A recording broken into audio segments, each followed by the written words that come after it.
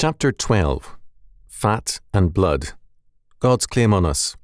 Leviticus 7, 22-27.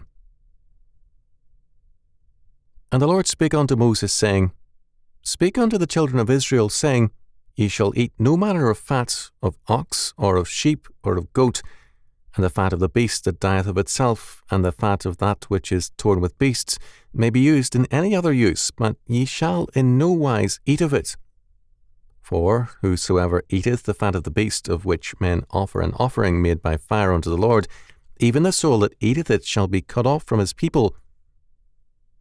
Moreover, ye shall eat no manner of blood, whether it be of fowl or of beasts, in any of your dwellings. Whatsoever soul it be that eateth any manner of blood, even that soul shall be cut off from his people. Leviticus 7, 22-27. In these verses, we come again to the introductory words, Speak unto the children or people of Israel. These words introduce the book of Leviticus in 1:2. We meet them again in 4:2. Other sections thus far have been prefaced with the commands to all individuals. And when any will offer a meat offering unto the Lord, 2:1, and if a soul sin, 5:1, or if a soul commit a trespass, 5:15, and so on. It is a serious error to see Leviticus as a guidebook for priests only. It speaks to every believer. Faith is more than a matter of affirmation. It is life lived in faithfulness to the details of God's way. To be near unto God is to be near in Christ, and this nearness rests on Christ's atonement and is developed by our faithfulness. F.W. Grant commented, Man soon mistakes familiarity for nearness. Pietism is guilty of this error. We can be close to a throne, but we retain our nearness by faithfulness, not familiarity. These verses prohibit the eating of fat and of blood. The ban on fat is specified in verse 28. Ye shall eat no manner of fat of ox, or of sheep, or of goat. According to the Hebraic practice, 3 kinds of fat were involved. 1, the fat on the inwards, 2, on the kidneys, and 3, on the flanks. Fat, which was part of the muscular flesh, was exempt. Under no circumstances was blood to be eaten or in any way used. The fat of animals dying a natural death or killed by wild animals could be used. Such usage included lighting lamps and the like. The use or eating of blood in any form was strictly forbidden. It tells us much about our culture that this law seems to most people to be a curiosity rather than a necessity. Leviticus tells us plainly the life of the flesh is in the blood, Leviticus 17:11. Moreover, as Noth observed, the blood, however, as the seal of the life of the animal, was God's property outright and must be given back to God before the sacrifice was offered. Voss, in his comment, saw the issue clearly, but held that Christians were not bound by this law. Since animals are not to devour man after a carnivorous fashion, man also is not to eat animals as wild beasts devour their living prey. He must show proper reverence for life as a sacred thing, of which God alone has the disposal, and for the use of which man is dependent on the permission of God. The Levitical law repeats this prohibition, but adds as another ground the fact that the blood comes upon the altar, which, of course, for the Old Testament, makes the prohibition of blood eating absolute. Through failure to distinguish between the simple and the complicated motive, this practice of absolute abstention was continued in the Church for many centuries. Thus, to the contrary, this is not an obsolete law. The facts are, first, that God declared that the life is in the blood, and blood is not to be eaten. Second, God is the creator and governor of all life, and no life can be taken apart from the conditions of his law word, for example, in war, in defending oneself, to execute men who must die according to God's law, for food, to clear the land of beasts dangerous to man, and the like. In other words, life is not ours to take. It belongs to God, our own life included.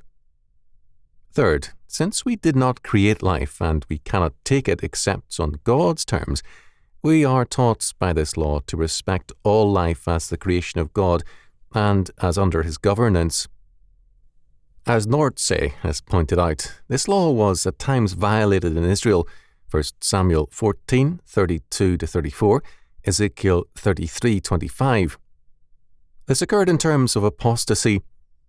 Among the pagan peoples of the Near Eastern world, it was believed that the eating of blood fortified life, and it supposedly led to ecstasy and communion with the gods. Cults in Islam to this day tear apart and devour living animals and their blood. Such practices led to excommunication in Israel. Life as the gift and property of God is as much His now as in the days of Moses. We are no less bound to show reverence for the fact of life in terms of God's law than was Israel. The modern callousness for the taking of life is, like man's sin over the centuries, an aspect of his zeal to play God. Humanism has excelled in the callous treatment of life. Humanists earlier claimed that, once men knew that this life was all that they had, and that only eternal death lay past the grave, men would reverence life, end war and killing, and live in peace. Now, with God and eternity denied, humanistic men treat life as meaningless and with contempt, and the shedding of blood is a callous act, unless it be criminal blood. What Leviticus requires of us is to take life where God requires it, recognize His law and authority over all of life, and to take no life where God does not permit it. Respect for blood is the ritual and living witness of our submission to the living God. The restoration of faithfulness to this law is evidence of faith in the reality and seriousness of our God. The prohibition of eating fat is also important. There are excellent health reasons for avoiding both blood and fat, but our concern is theological at the moment. The fat of animals which had died naturally or were killed by animals could be used for various purposes. Palestinian shepherds still use the fat of hogs placed on and around the holes of vipers to drive away or eliminate vipers by setting fire to the fat. Just as blood represents life, so too fat is sometimes used in Scripture to mean rich, prosperous, the best. Genesis 49:20, Nehemiah 9:24 and 25, etc. In this sense, fat was also a reminder of God's blessings, which were to be offered back to Him in thanksgiving. The offering up of fat to be consumed on the altar is thus comparable to the tithe. We are taught that the best way to capitalize our future is to capitalize God's work and the kingdom. The impoverishment of Christ's realm is the impoverishment of our lives and our children's future. By burning the best, that is, the fat on the altar, the worshipper made it clear that his future depended on God's work, not his own. As against this, the economics of the modern era insists that the key to a good society is the radical freedom for self-interest. Superficially, this seems to be a working theory with no small success.